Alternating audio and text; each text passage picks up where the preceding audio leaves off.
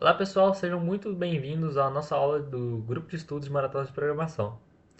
Eu sou o Gabriel e o tema da nossa aula de hoje vai ser um dos temas mais conhecidos em programação competitiva. Ele é simples, mas ainda assim é extremamente importante, que é a força bruta. Pode parecer básico, mas a força bruta é uma arma poderosa, quando ela é bem usada. Ela é a base para algoritmos mais sofisticados e aparece em quase toda competição. Ela pode ser tanto a solução final ou como um ponto de partida para alguma solução. Por exemplo, você pode pensar uma solução por força bruta e fazendo as otimizações necessárias no meio do caminho, que seria a famosa poda. Hoje a gente vai entender o que ela é, como que ela funciona, quando usar ela e quais as formas que existem de aplicar ela de forma sistemática. E o que a gente vai ver hoje? Esse aqui é o nosso roteiro de hoje. Primeiro a gente vai entender o conceito de força bruta e onde ela se encaixa dentro da resolução de problemas.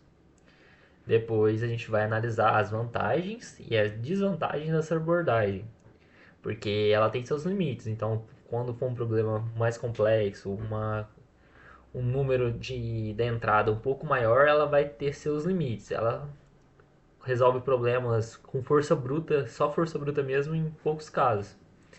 Em seguida, a gente vai ver duas formas de aplicar essa técnica, que vai ser usando uma pesquisa completa interativa, que a gente pode usar loops, permutações. Tem uma função bem conhecida que é o Net Permutation, que a gente vai estar utilizando ela também. E a outra forma que ela é bem mais famosa, que é usando uma pesquisa recursiva, mas vocês devem conhecer ela como o famoso backtracking. E por fim a gente vai tocar em temas mais avançados como complexidade e poda, mas isso vai vir mais para o final. E o que é força bruta? Vamos começar com uma definição simples de força bruta, que a força bruta ela é uma técnica que testa todas as soluções possíveis de um problema até encontrar a resposta correta. Isso pode parecer primitivo, mas é garantido. Se uma solução existe, está dentro do nosso espaço de busca, ela será encontrada. Vamos pensar num exemplo. Imagine que você tem um cadeado com 4 dígitos. Você esqueceu sua senha e o que você pode fazer? Se tentar na força bruta, você começa do 0000 e vai até o 999. São 10.000 combinações, mas a sua senha vai estar dentro dessas 10.000 combinações. Vamos fazer um exemplozinho aqui de código. Vamos colocar um cout aqui. Todas as combinações. Só para exemplificar bem. Por exemplo, como que eu posso fazer para me testar as... Vamos colocar um pouco melhor. Senha de 3 dígitos. A gente pode declarar um int igual a zero e menor que 9. 9 pode ir de 0 a 9 o dígito. E a gente dá um i mais mais. Bem simplesinho, só para exemplificar esse caso. Isso aqui também, apesar de ser simples, é a força bruta. Aqui a gente pode declarar como j. É uma sequência de fors alinhados. Menor que 9. J mais mais. E agora a gente faz. Vamos colocar um K. K igual a 0. K menor ou igual a 9. K mais mais. E aqui agora vamos colocar para printar dessa maneira. A gente vai printar o I, o J e o K. E vamos dar um endline aqui. Vamos ver se eu coloquei tudo certo. Opa! Ele tá printando até o dígito 8, porque faltou um igualzinho aqui.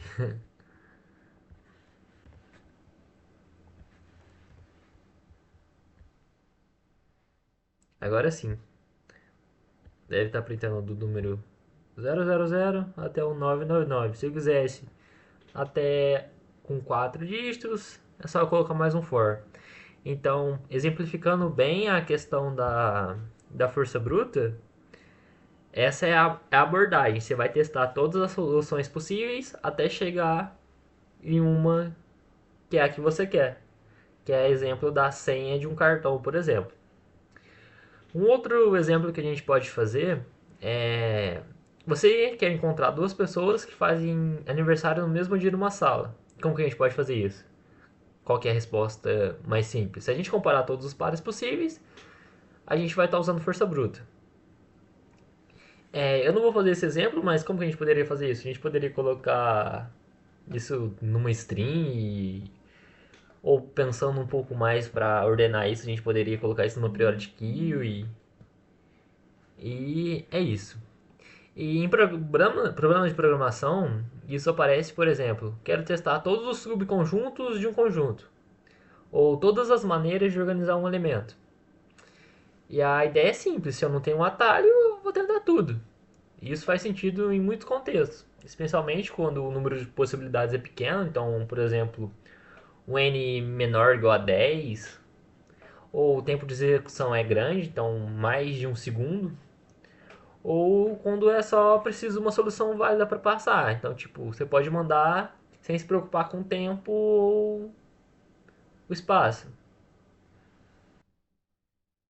E agora, falando um pouquinho das vantagens e desvantagens da força bruta, eu trouxe uma tabelinha aqui e agora a gente já sabe o que é a força bruta, vamos falar um pouquinho das vantagens.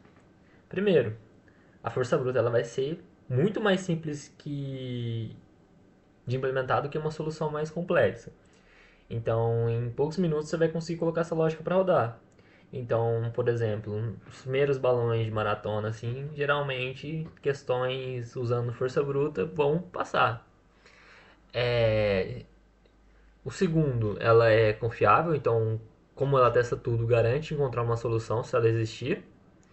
E terceiro, ela ajuda a entender o problema. Então, tipo, muitas vezes você tenta resolver o problema com força bruta, mas aí você consegue identificar algum padrão ali, alguma lógica que você pode seguir, ou você consegue pensar em otimizações dentro da sua própria do seu próprio algoritmo de força bruta. Então, por exemplo, se eu tenho um limite de um valor que eu quero atingir, eu não vou, por exemplo, fazer a força bruta para os elementos acima dele. Então, aqui a gente já está usando um pouco o conceito de poda. Então, a gente vai podar essas soluções. Então, por exemplo, se é um vetor com 10 posições de 1 a 10 e o número que eu quero só está de ele é, por exemplo, até 5, eu posso descartar os números de 6 a 10. Então, isso já vai reduzir nosso tempo pela metade. E é aí onde que a gente vai colocar as otimizações. E o quarto benefício é que ela pode servir de validadora. Então, em maratonas é comum que a gente escreve uma versão força bruta para chegar nas respostas corretas. Aí a gente vai lá e vai comparar essas respostas de força bruta com a solução mais rápida que a gente pensou. Então, nisso a gente não vai perder a nossa primeira submissão. Então, tipo, se você quer ter certeza, você vai testar primeiro na força bruta, que você não sabe que passa no tempo. Você sabe que não passa no tempo na maratona. Aí você vai implementar uma solução mais rápida, mais eficiente e vai comparar as respostas com a da força bruta. A força bruta, quase 100% das vezes, se você implementou tudo certinho, vai estar com a resposta correta, porque ela vai testar tudo. Aí com a sua solução, você vai provavelmente vai colocar algumas regrinhas, algum algoritmo auxiliar e vai testar se vai estar funcionando tudo legal. Só que agora a gente vai falar um pouquinho das desvantagens. A mais óbvia é que ela é lenta, então à medida que o teu problema cresce, o número de possibilidades pode crescer exponencialmente. E é aqui que a gente vai entrar no famoso conceito de explosão combinatória. Por exemplo, se a gente tem um conjunto com 20 elementos, temos 2 a elevado a 20. Então isso, fazendo as contas, vai dar mais de 1 milhão de subconjuntos. Então isso com certeza não passaria em um problema usando força bruta, a não ser que o tempo fosse bastante elevado. E outra desvantagem é que ela não pode caber no tempo limite, principalmente em maratonas assim com um nível mais alto.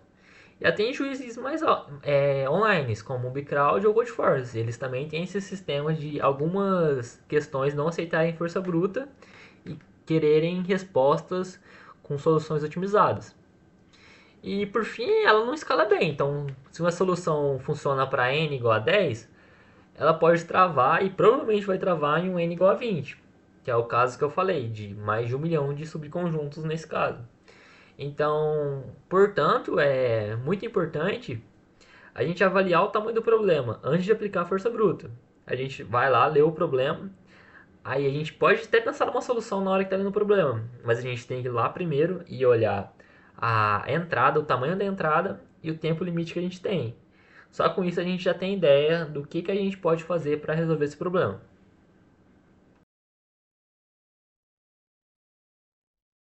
E agora falando um pouquinho da pesquisa completa iterativa, é... ela é uma forma de aplicar a força bruta e ela é baseada em estruturas de repetição, como a gente viu for, while. Em alguns casos a gente pode usar pilhas ou filas. E o principal objetivo é gerar todas as combinações possíveis de um elemento e testá-las manualmente. Então, imagina, a gente tem um vetor de 10 posições e a gente quer descobrir quantas é, quantos a gente vai ter uma entrada de um K10 e a gente quer descobrir quantas somas de elementos de duas soma de dois elementos somando a gente consegue chegar nesse valor de K. Então, por exemplo, K igual a 10, a gente pode somar o 5 e o 5, o 8 e o 2, o 7 e o 3. A gente quer saber quantas possibilidades isso vai ter. Então, uma estratégia seria testar tudo. Aí a gente poderia olhar a entrada, olhar o tempo e ver se a gente poderia fazer isso por força bruta ou se a gente teria que usar alguma coisa para otimizar isso. Como o objetivo é gerar todas as combinações possíveis, a gente vai ter que testar elas manualmente, então uma a uma. O exemplo clássico que eu dei é o exemplo da senha de 3 dígitos. E a gente poderia também usar nela o Next Permutation, que é uma biblioteca que permite que a gente gere todas as combinações possíveis. E em Python a gente tem uma bem parecida que é o interTools.permutations, que funciona basicamente da mesma maneira. E em alguns casos a gente usa força bruta com várias camadas de for, que é como a gente fez no exemplo que eu passei. O de senhas, por exemplo. A gente vai juntar esses fors e a gente tem um problema nisso, que é claro, eles podem crescer exponencialmente. Isso é o grande problema da força bruta. Nesse caso a gente não está usando permutação, mas ainda assim é força bruta. Agora eu trouxe um exemplo aqui para vocês, que é um exemplo interativo. Depois a gente vai fazer o exemplo dele de forma utilizando o backtracking, que é o problema das quatro rainhas. O problema é o seguinte: a gente precisa colocar as quatro rainhas em um tabuleiro 4x4 de forma que nenhuma ataque a outra. E lembrando que, por exemplo, a rainha ela ataca tanto na horizontal, na vertical e nas diagonais. E a gente tem quatro rainhas e quatro linhas. Então a gente pode fixar uma rainha por linha, que isso já vai reduzir o número de possibilidades. Então a gente pode colocar uma rainha na 3-0, uma na 2-0, uma na 1-0 e uma na 0-0. Agora a gente vai mexer nessas rainhas para a gente poder chegar na solução que a gente quer. Depois que a gente colocou cada rainha em uma linha, a gente vai usar a permutação para testar todas as colunas possíveis. E para cada permutação a gente checa se duas rainhas se atacam na diagonal. E essa abordagem ela vai gerar 24 combinações e ela é fácil de implementar. Então agora a gente vai partir para essa parte. E a força bruta ela funciona bem porque o número de possibilidades nesse caso ele é bem pequeno, ele vai ficar em 24 combinações com o 4 permutações. Então vamos lá, parte para a implementação. Agora, partindo para a parte da implementação, eu trouxe o código aqui para vocês e eu vou explicar para vocês a lógica do funcionamento dele. Bem, vamos lá. Primeiro a gente começou introduzindo as nossas bibliotecas padrão e aqui a gente definiu globalmente o nosso int n igual a 4, que ele representa o nosso tamanho do nosso tabuleiro, que vai ser 4 por 4. Logo aqui embaixo a gente tem uma função booleana que ela vai retornar para a gente true ou false. E essa função ela recebe um vetor pos. Esse ezinho aqui significa que vai referenciar o vetor verdadeiro e não uma cópia. Essa função ela recebe um vetor pos, onde o pos i ele vai representar a coluna da rainha i, na linha i. E sabemos que com isso não haverá duas rainhas na mesma linha, porque cada índice do vetor é uma linha. E nem mesmo a mesma coluna, porque a gente vai usar as permutações 0, 1, 2, 3, 4, que eu vou mostrar para vocês ali embaixo, que a gente vai usar o Next Permutation. E com isso a gente não vai ter repetições. Aí, com isso, o único ataque que a gente precisa verificar é o das diagonais. E como que a gente pode verificar isso? Da seguinte maneira. Se duas rainhas elas estão na mesma diagonal, a diferença das linhas é igual à diferença das colunas. Então, a gente pode usar o absolute. Então, o absolute com a seguinte lógica. O i menos o j é igual à posição i menos a posição j. Se isso aqui for false, então a gente sabe que a diagonal está tendo conflito. Se as posições forem tranquilas, não tiver nenhuma se conflitando na diagonal, a gente vai estar retornando o true.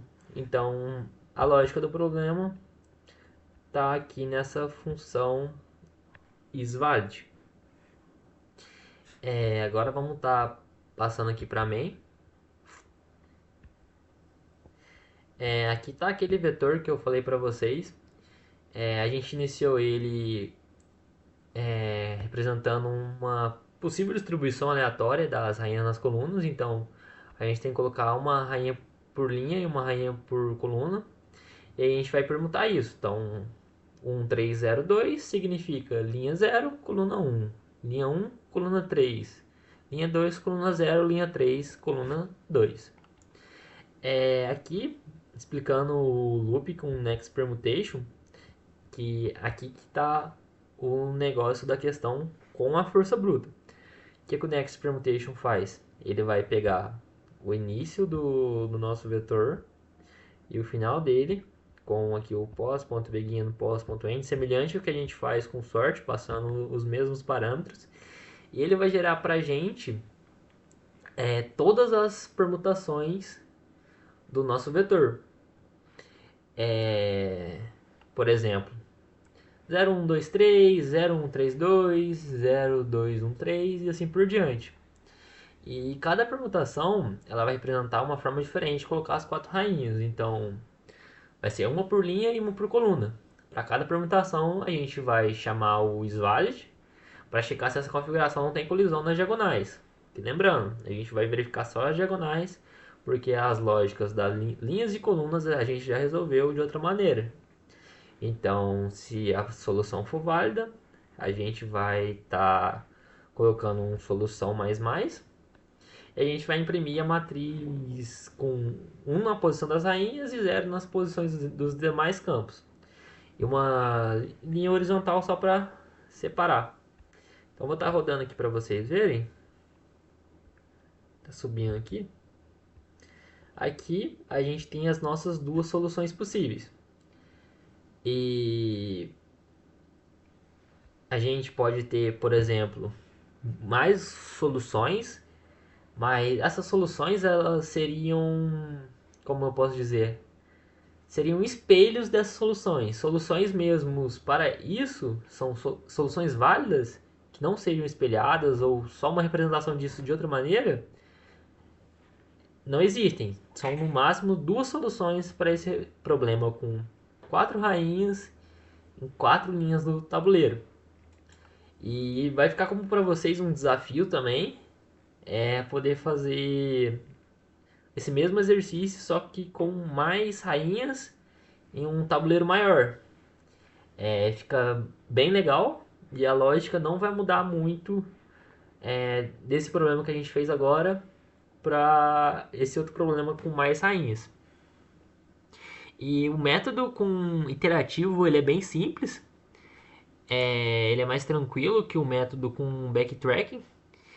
Vocês vão ver agora com o Thiago. E a parte de iterativo foi isso, então a gente viu que a força bruta iterativa ela funciona, mas ela gera tudo, então até mesmo soluções que não prestam. Então, com certeza, como eu posso dizer, nesse exemplo, se fosse com um N maior e tivesse um problema desse em maratona, por exemplo, um N6 e um tabuleiro 6x6, dependendo do tempo, isso não passaria. Existe uma forma de reduzir esses esforços, mas é na parte do backtracking. Agora a gente vai ver a pesquisa recursiva com o Thiago, que é chamada também de backtracking. Então, vamos lá. Olá pessoal, aqui quem fala é o Thiago e agora veremos aqui como fazer uma pesquisa completa utilizando a recursão ou backtracking, mais conhecido como backtracking. Então, no que se baseia essa pesquisa recursiva? Nós iremos programar uma função e essa função tem que fazer uma tomada de decisão para poder seguir adiante e chamar essa função recursivamente para tomar outras decisões, certo? Então, vamos rever aqui o problema que o Gabriel abordou anteriormente, mas agora pensando no ponto de vista recursivo, que é colocar quatro rainhas nesse grid, certo? No que a ideia da recursão vai se basear? Vamos supor que, por exemplo, queremos colocar uma rainha nessa célula aqui, certo? Então, nós podemos colocar essa rainha nessa célula aqui se a gente não tiver nenhuma rainha na horizontal, na vertical, né, nessa linha um e nem vindo na diagonal, né, que no caso nessa diagonal aqui e nessa diagonal aqui, certo? Mas em que preceito que a nossa função recursiva vai se basear?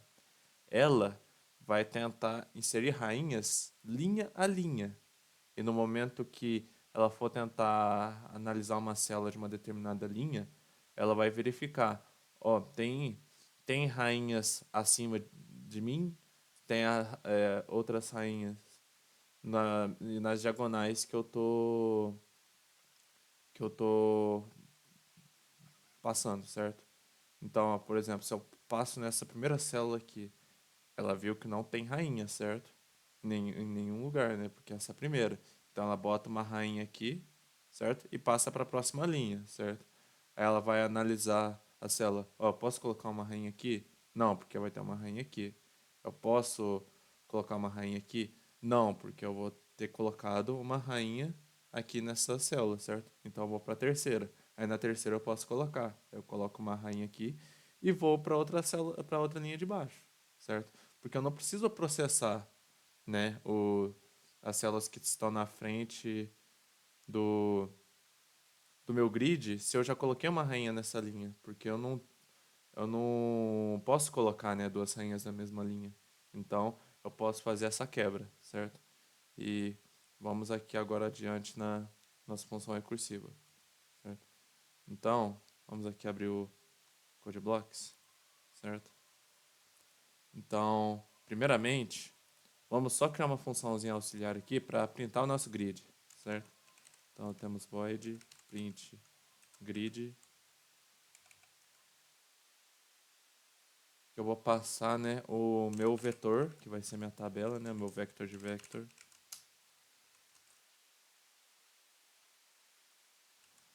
que vai ser, né, o meu grid, certo? Esse é o meu grid.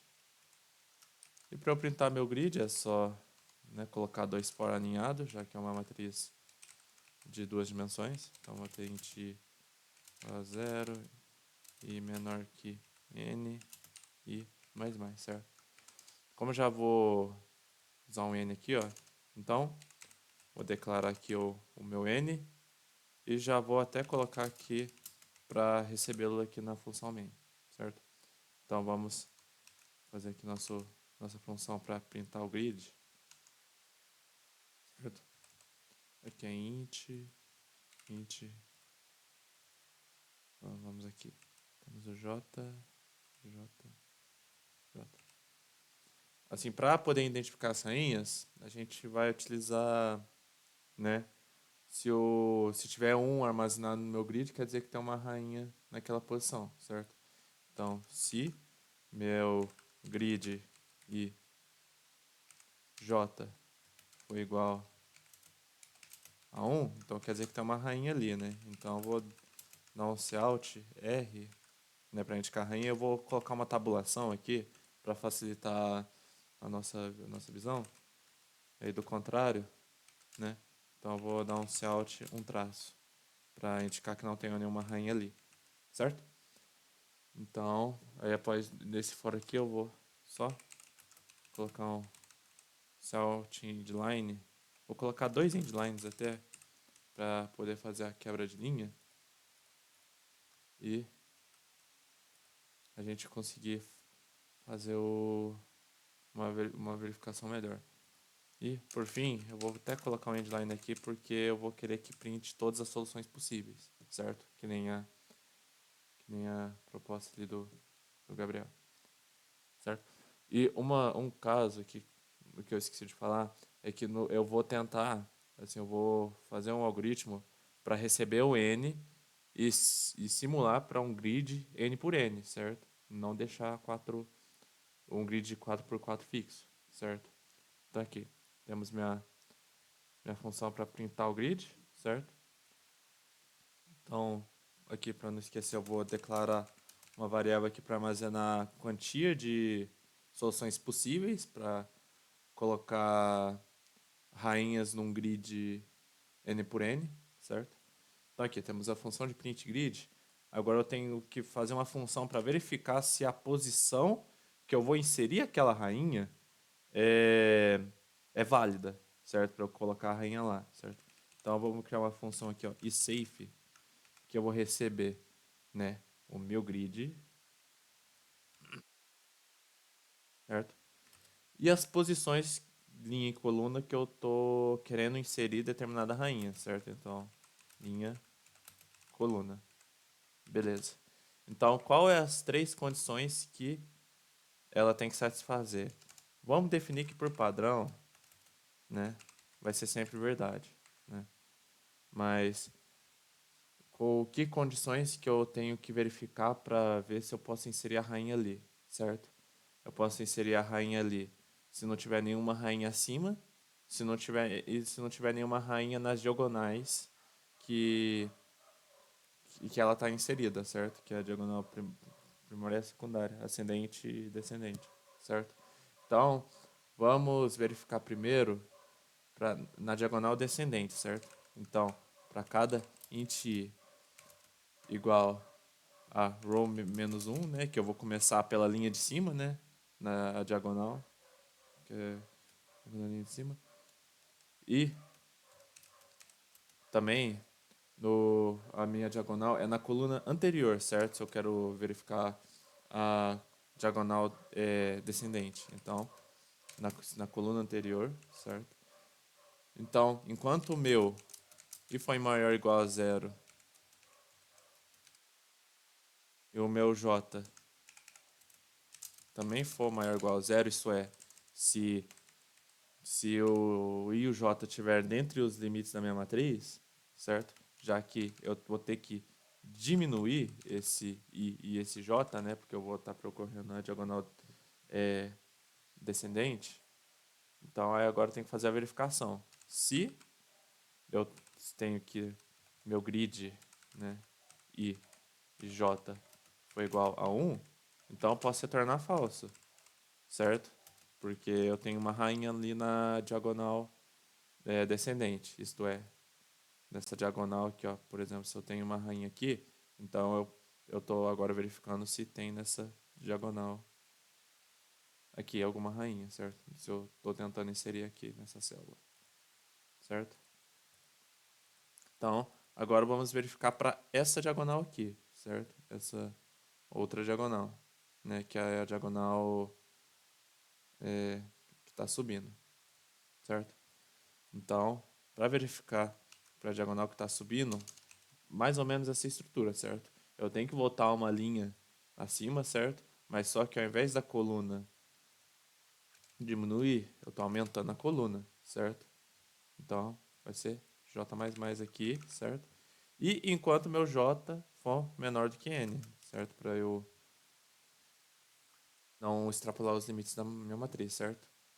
Então, se eu encontrar uma rainha quando eu estiver subindo na diagonal que sobe, eu também tenho que retornar falso. Aí agora é só fazer a verificação na coluna, que na coluna é mais fácil, certo? Então temos que aqui meu i é igual a zero, certo? Não preciso nem fazer uma atribuição de um j. Enquanto eu tenho que enquanto meu i for menor do que o número de linhas que eu tenho, né? E mais, certo? E se eu tenho uma rainha na coluna que eu tô na linha i, certo? Então, eu tenho que também retornar falso, certo? Então, eu tenho aqui a minha verificação de se a posição que eu estou inserindo a rainha é uma posição válida, certo? Aí, com essas duas coisas em mãos, a gente vai fazer a função recursiva agora para solucionar esse problema, certo? Então, eu tenho o void solve, né, para resolver, certo? Eu vou passar então o meu grid, né? E a linha que eu estou começando, né?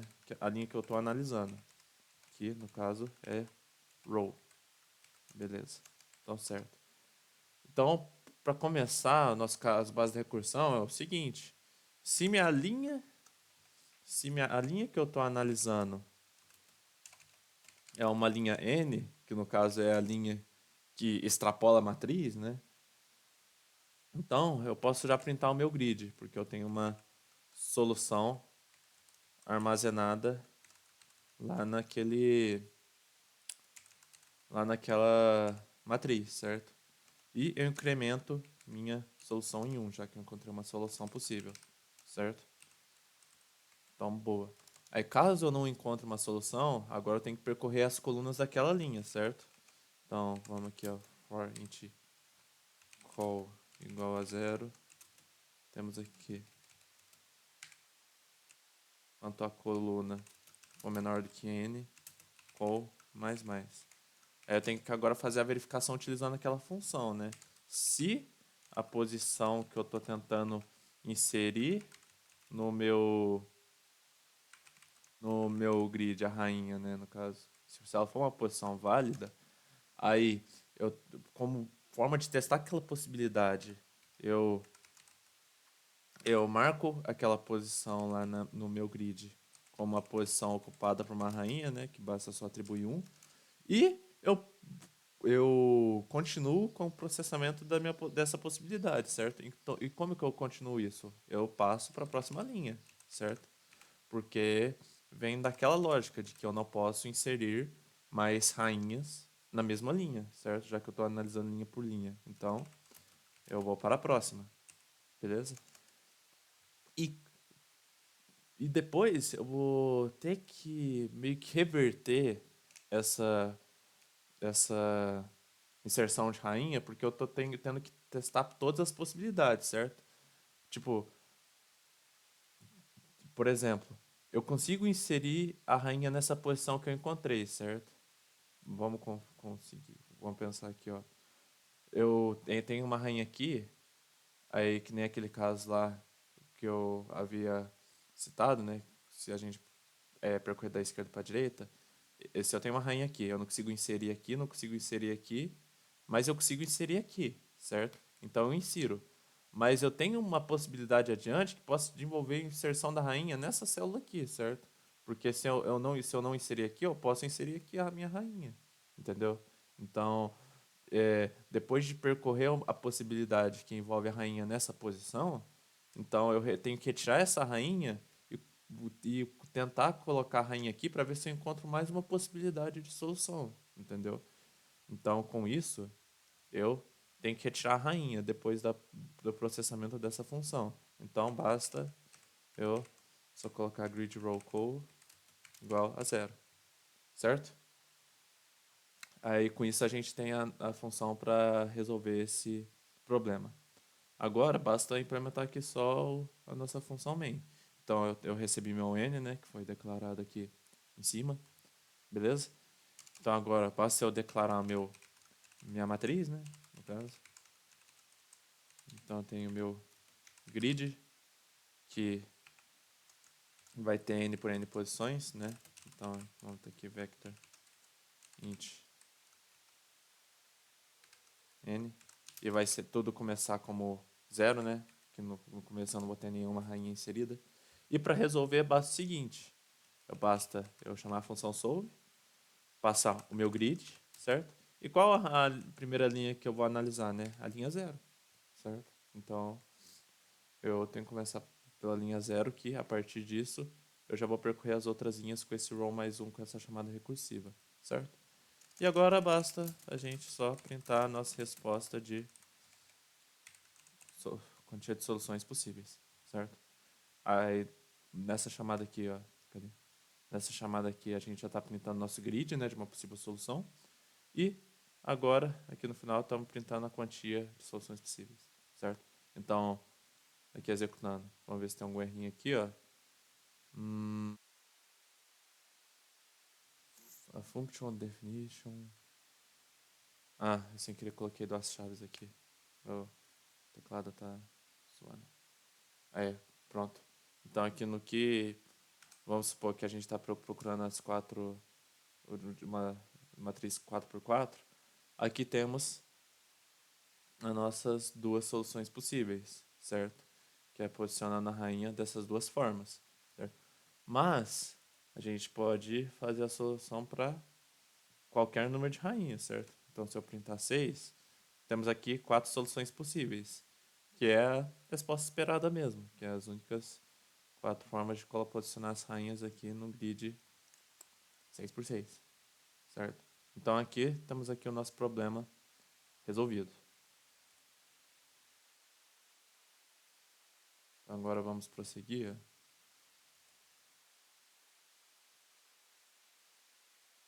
Aqui no slide está a resolução que eu fiz, certo?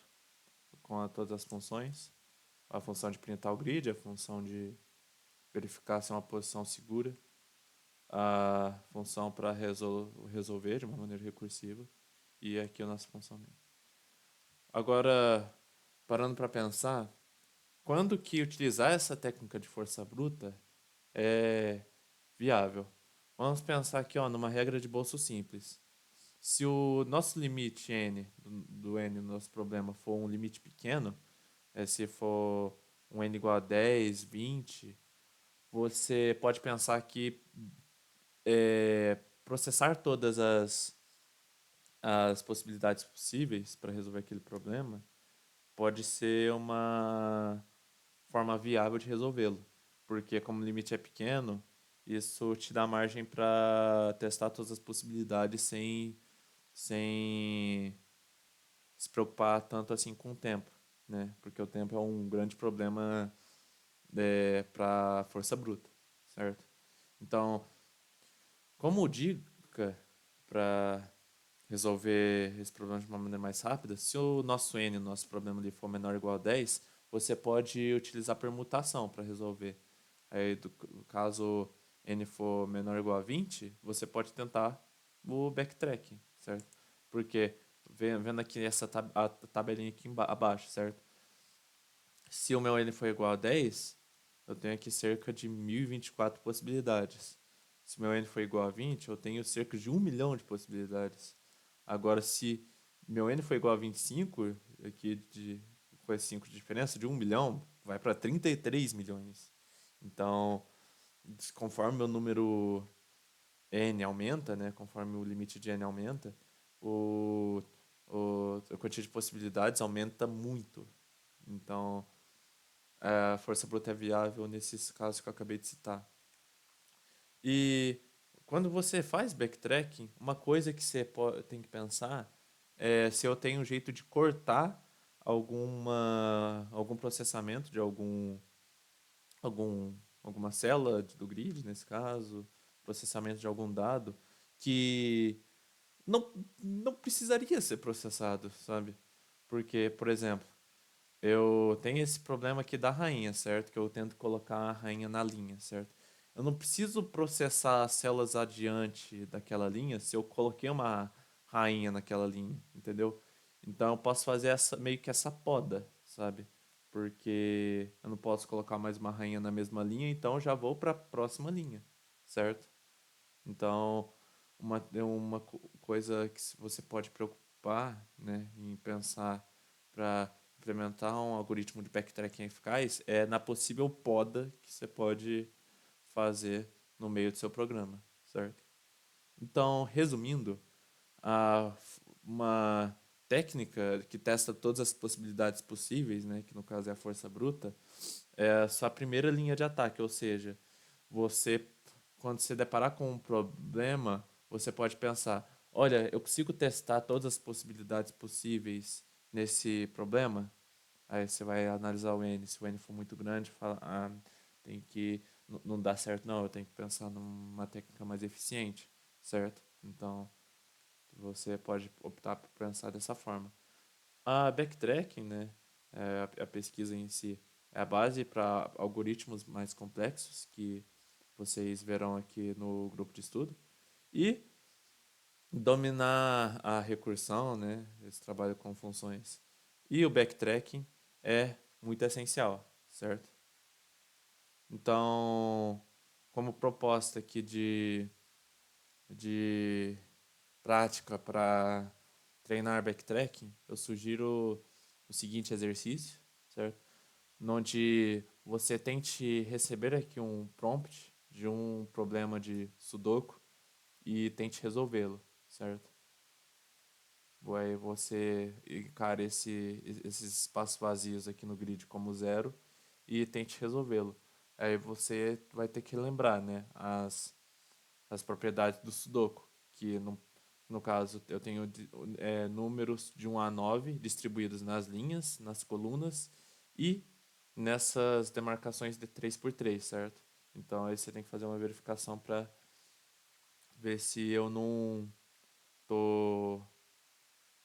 estou ferindo a propriedade do Sudoku e tentar inserir um número ali, certo?